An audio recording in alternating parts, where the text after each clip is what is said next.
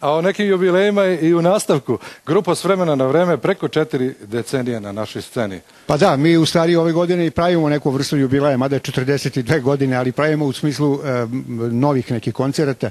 Posle vrlo uspešnog koncerta u Kolarcu u maju mesecu, sada radimo i pripremamo se za novi susret sa našom publikom. To će se desiti u Domu kulture Palilula, to je bivši Narodni univerzitet Braće Stemenković, tamo iza Pionira. Kada, Ljubo? 31. oktobra. Odlično, na Svetoga Luku. I odmah da kažem, grupa je u nepromenjenom sastavu od samog početka, od 71. godine. I uvek na sunčanoj strani ulice. Čak i Rolling Stonesi to nisu uspeli. Uvek na sunčanoj strani ulice, evo sad ćemo to. Izvolite. Izvolite. Grupa S vremena na vreme, pozdravite ih.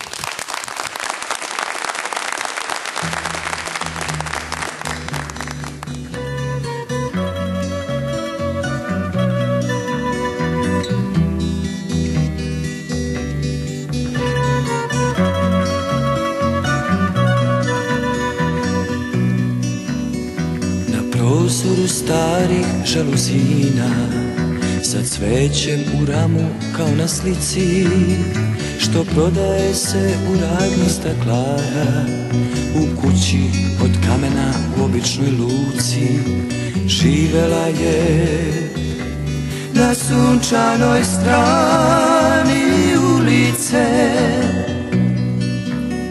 Na prozoru starih žaluzina, sa dugim kanapom od kuće do kuće, gde sušilo se rublje suncem okupano, u kući od kamena u običnoj luci, živela je na sunčanoj strani ulice. U mirnoj noći stvorenoj od mora, u tihoj pesmi i buci hotela, stajala je na prozoru kuće, gledajući more, čekajući nekog.